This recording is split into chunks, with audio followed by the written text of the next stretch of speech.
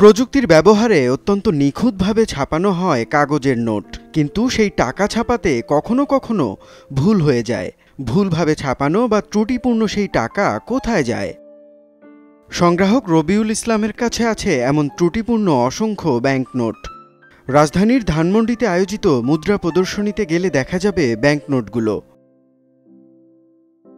বিশ্বের বিভিন্ন এলাকার নতুন পুরাতন মুদ্রার এক বিশাল সংগ্রহ নিয়ে রবিউল ইসলাম হাজির হয়েছেন এই প্রদর্শনীতে।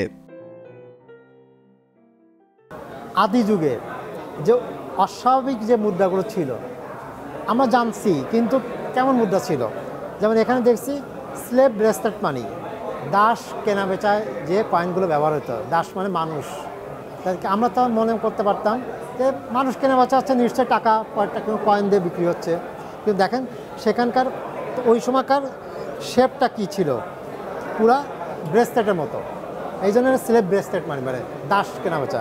আমার যেমন আছে আনইউজুয়াল মাল্টি কালার কয়েন, ওয়ার্ল্ডের বিভিন্ন রকম ভিন্ন টাইপের মুদ্রা, আবার আনইউজুয়াল হোল কয়েন, আবার একটা স্পেশাল টাইপের ব্যাংক নোট, যেমন কি ওই যে সবচেয়ে বৃহৎ ব্যাংক নোট আকারের, ক্ষুদ্র ব্যাংক নোট, এরকম আর কি। আবার আমি দেখাচ্ছি যে আদি যুগে বিভিন্ন আকারের মুদ্রা পরিচালিত ছিল, স্লেভ ব্রেসলেট মানি ব্রেসলেটের মতো, যেমন টি ব্রিক মানি, চায়ের পাতা দিয়ে যে মুদ্রাটা তৈরি হয়েছে, এরকম পুরাতন যে আনইউজুয়াল যে মুদ্রাগুলো ছিল সেরকম। একটা দেখেছি যে বিলুপ্ত দেশ, যেসব দেশ এখন আর নাই।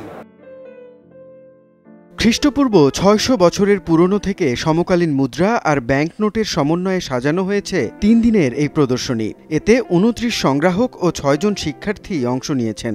প্রদর্শনীতে বড় সংগ্রাহকদের পাশাপাশি শিশু সংগ্রাহকদের উপস্থিতিও ছিল নজরকাড়া।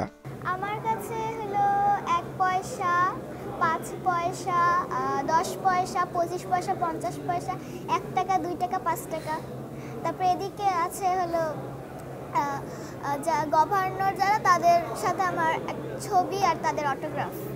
এরপর আমি যে কান্ট্রিজগুলো ভিজিট করতাম ওখান থেকে একটু কালেক্ট করতাম, বা হয় আমার বাবা যদি অন্য কান্ট্রিতে যেত সেখান থেকে একটু কালেক্ট করে নিয়ে আসতো। রিসেন্টলি উজবেকিস্তানে গিয়েছিলাম, ওখান থেকে আমার বেশি কালেকশন আছে, কারণ ওখানে কালেক্ট করা একটু ইজিয়ার ছিল। আগত দর্শকদের মাঝেও এসব মুদ্রা নিয়ে ছিল দারুণ আগ্রহ। এদের কেউ কেউ বিভিন্ন পরিসরে মুদ্রা সংগ্রহ করেন। এখানে আসার উদ্দেশ্য এটা পরিদর্শন করা, বিভিন্ন কালেক্টরদের সাথে দেখা সাক্ষাৎ করা, তাদের থেকে কিছু পরামর্শ নেওয়া, এবং আমার আমি নিজে একজন ছোটোখাটো কালেক্টর, পাশাপাশি কিভাবে পুরাতন কালেকশনগুলো পাওয়া যায় এই উদ্দেশ্যে এখানে আসা, এবং বিভিন্ন এন্টিক জিনিসগুলা দেখার উদ্দেশ্যে এখানে আসা।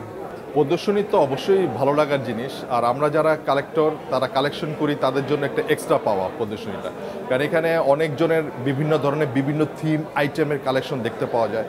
কার মনের ভিতরে কি আছে, ইনসাইডে কি আছে কালেকশন, এই প্রদর্শনীর মাধ্যমে সেটা প্রস্ফুটিত হয়।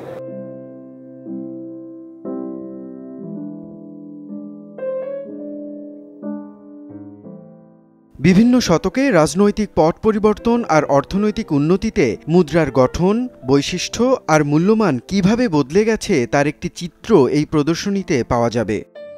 বাংলাদেশ নিউম্যাথমেটিক কালেক্টর্স সোসাইটি বা BNCS আয়োজিত এই প্রদর্শনী চলবে শনিবার পর্যন্ত। প্রতিদিন সকাল 10টা থেকে রাত 8টা পর্যন্ত খোলা থাকবে এই আয়োজন। মুনিম রাব্বি, যমুনা নিউজ।